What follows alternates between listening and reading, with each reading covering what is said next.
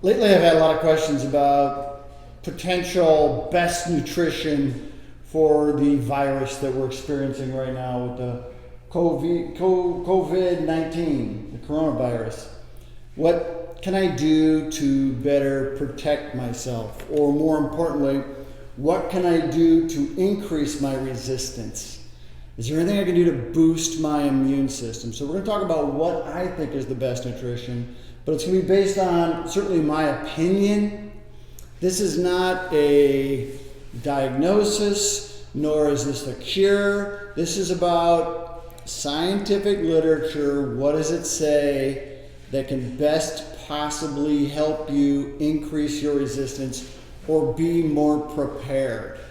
That's what this is. This is my disclaimer. Again, these are not approved by the FDA, these statements, and it's not a cure, nor is it a diagnosis.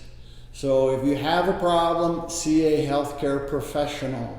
But I'm going to talk to you about what it is, what happens, and how this nutrition might benefit you to be better prepared and more resilient and more resistant. It's based on, certainly this is my opinion, but it's based on 20 medical articles that have been published and accessed through pubmed.gov. And you know, when I go for information, that's the only place I go, because that's the only place you're going to find the truth. There's one piece of information that I have in here that did not come out of PubMed, and that's because it just came out about all the people in Italy. So that was not published in a medical journal, but it is an article, and it was done by the government where they access this data. Not our government, but the Italian government. So we're going to go through the different studies. This might take a long time. I don't know how long this is going to take. There's 20 studies, and I may read off the PowerPoint once in a while because I don't have all these studies memorized, but each one has a reason. So we're going to talk about what that is. But more importantly, you need to know what happens when you get the virus. If you're susceptible to it and you start to have the symptoms, what happens is the virus will attack the lungs. And the virus goes into the lungs, it replicates, and as it replicates, it's released into the lungs, and then the tissue that it replicated from, which is your lung tissue, dies, and it creates a problem. And eventually what happens is, at the end of all these bronchial tubes, there are little sacs. And these sacs, called alveolar sacs, tend to fill up with fluid as this is going on, which is also consistent with the pneumonia. What happens is the fluid fills up in these sacs, and these sacs are really at the end of all the branches. So what happens is they start to fill up. And as they fill up, it becomes harder to breathe. And as it becomes harder to breathe, if it gets to the point where you cannot breathe and you're not getting the proper oxygen to your tissues, they put you on a ventilator, which is why this is such a problem right now, because a lot of places, if this happens very quickly, they don't have enough ventilators. I know New York City is going through a problem right now where they just spiked with theirs, and if they don't have the ventilators, there's going to be a problem, because as these fill up, you need the ventilator to get the oxygen in and out. And what happens is you tend to override the ventilator, so they have to paralyze part of your breathing apparatus so the ventilator can breathe for you. It's very traumatic, it's very tragic, but it's this filling up with fluid that ultimately causes the problem, okay? Alveolar fluid clearance is the problem. You don't have the ability to clear this fluid out of these tissues, and then you can't breathe. And then ultimately what happens is it results in you dying if you don't have the proper ventilator, if it gets to the point where these have filled up. So what happens? Virus targets the lung tissue. As it gets worse, it starts to fill with fluid, and then you can't clear the fluid. That's the problem. And when you can't clear the fluid, again, if you don't have the ventilator and it's that bad, then you're probably going to die. Okay, I'm not trying to scare you, but this is this is what happens. It's the inability to clear the fluid out of the lungs. Leads to acute respiratory distress syndrome. That is the virus. That's what it does. It's similar to the SARS virus, did the same thing. Okay? So what happens? Tissues in the lung are vulnerable, fills with fluid, causes a serious, serious problem. Now, why am I doing this video? We've promoted a nutritional supplement called Specialized Pro-Resolving Mediators, and I always say it's a breakthrough. It's an absolute breakthrough. It's good for brain health, it's good for spine health, it's good for heart health, it's good for lung health. It's good for a lot of things because it clears inflammation. And when you clear the inflammation, things function better. So, there was a study done. Actually, it was published last year. And what they found is the Specialized Pro-Resolving Mediators helped clear the fluid. It helped facilitate the clearing of the fluid. Very important. So you want to be prepared. How do you get prepared? You start taking this now.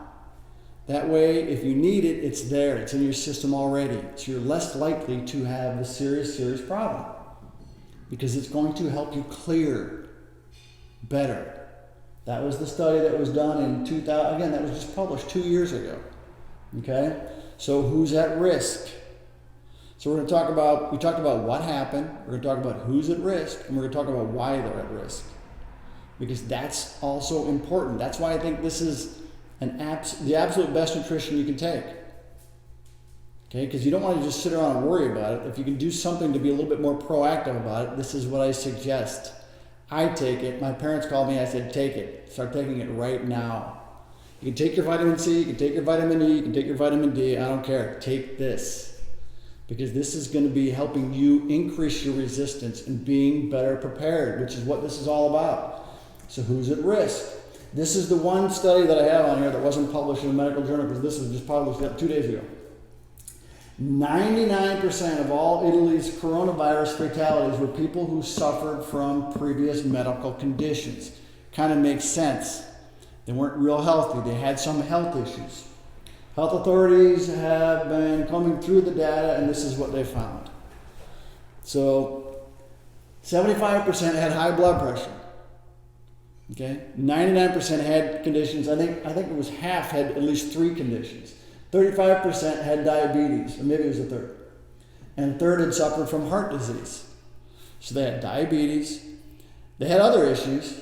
75 had high blood pressure, and 35% had diabetes. Now, each one of these disease processes affects the lung tissue. Remember, the lung tissue is vulnerable. But each one of these also is the result of chronic inflammation. The inflammation is unresolved. You're more susceptible. Okay, these are the big contributors. So if you have these, then you might be at risk. But there is, again, the benefit of the nutrition. The average age of the people, and this is in Italy, 79.5. And the global average is about 2% fatality rate with the virus. It's not 8, because they said not enough people are being tested. And that's why we had a big spike here in New York City, because a bunch of people were tested all at once. Okay, and it went way up. These people already had it. Okay, and they may have had it for a while. So what's the variable? It's the weakness in the system. It's the weakness of the immune system, and it's the weakness in the lung tissue that is the result of these conditions that leads to you being more vulnerable, or leading to people being more vulnerable. So can we solve that problem, or can we be more resilient? Again, I don't want to be an alarmist. I want to give you a solution so you don't have to sit here and worry about it. Okay? Risk factors. Oh, this is more of the risk factors. Okay, before this study yesterday came out, okay, I had gone through other risk factors in different studies. And again, this is for patients that had pneumonia. What are the risk factors? Chronic respiratory disease. We talked about that because it's going to be the weakness in the lungs. Cardiovascular. Talked about that. Cerebral vascular. Same thing. Epilepsy. Dementia. Dysphagia. HIV. Autoimmune. Chronic renal liver disease, as well as increased risk of CAP. Okay? So it's pre-existing medical conditions that are the result of an inflammatory process. It's the inflammation in your body, which is your immune system, is overactive.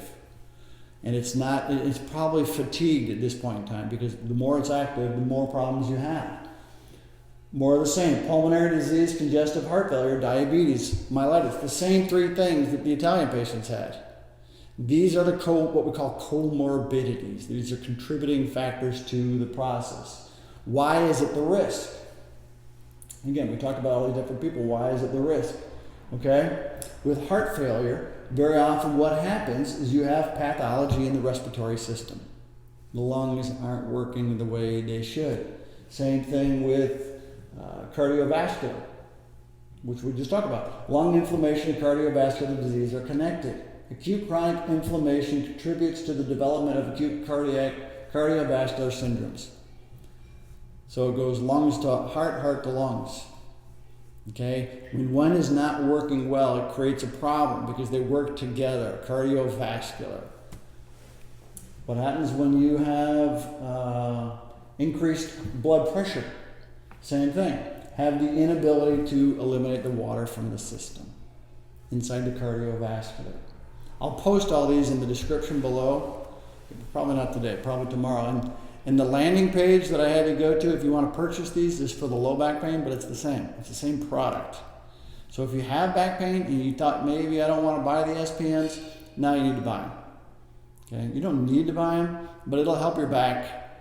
It'll help you become more resilient. It'll help boost your immune system. And quite frankly, it's good for your mental health, because we talked about that last week. It's a product that is very, very, very beneficial for a lot of things because it makes you healthier. So, same thing. Inflammation inside the lungs as a result of diabetes. So if you're diabetic, you're going to have inflammation in your lungs, so your lung tissue is going to be more vulnerable.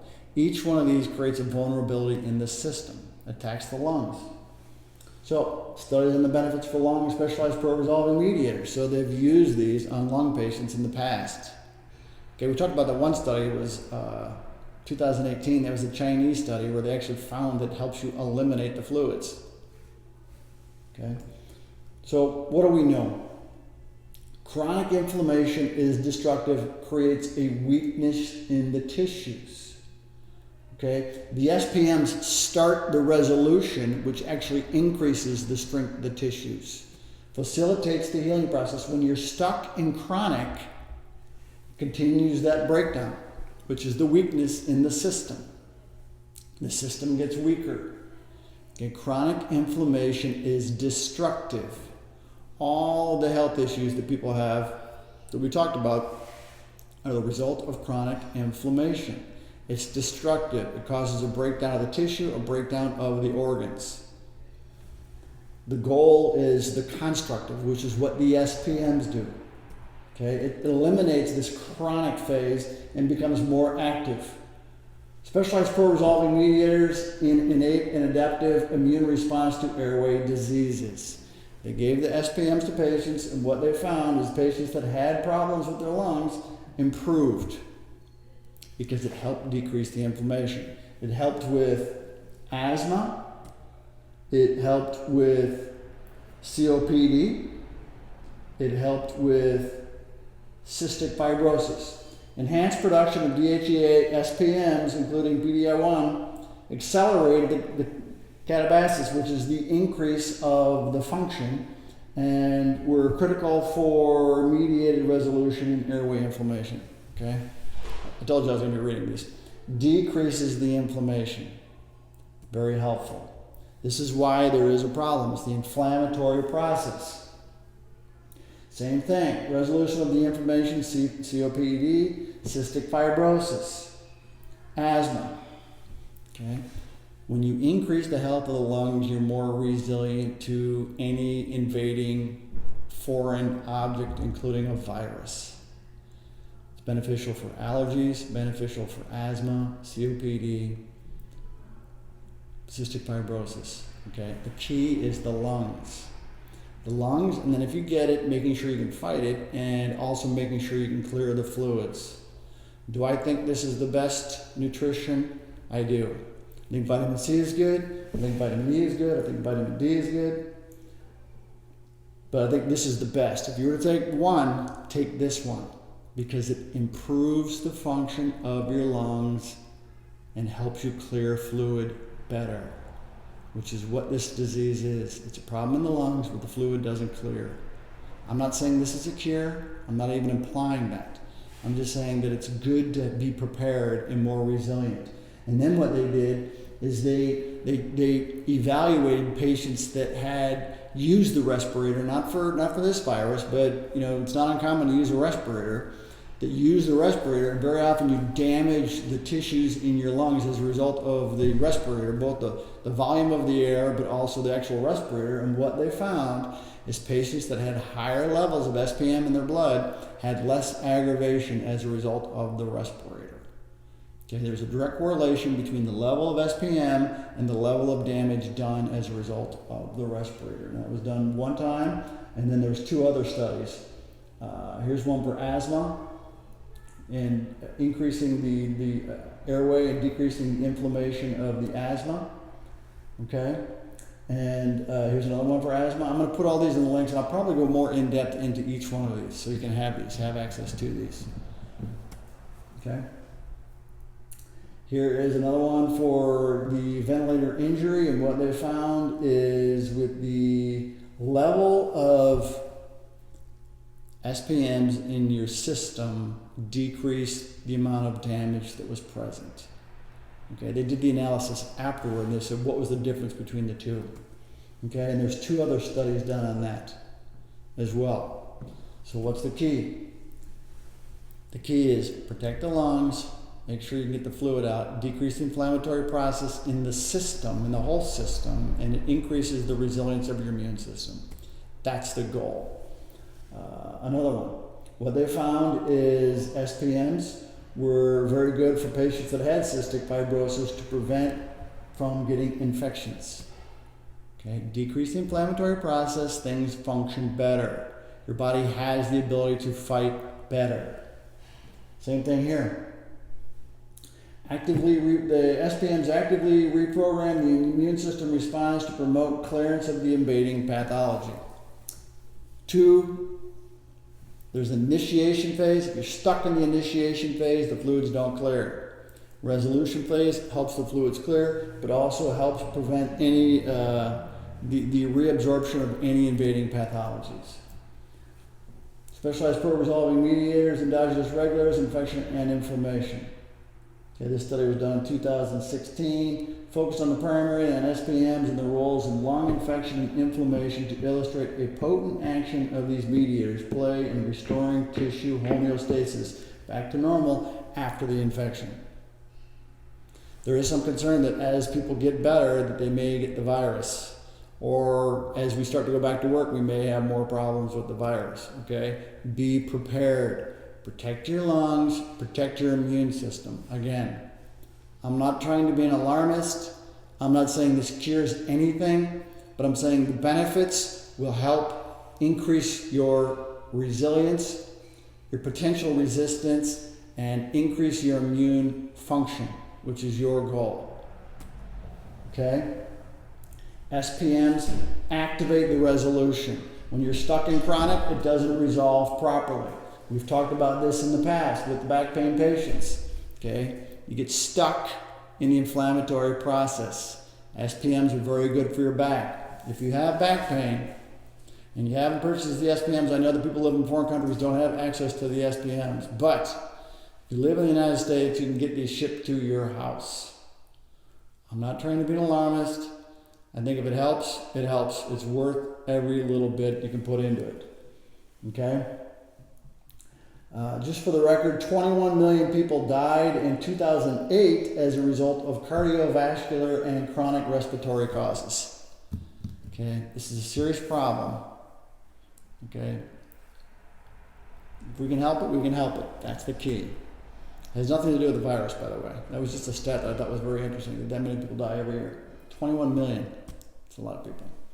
TotalBackPainRelief.com/SPM.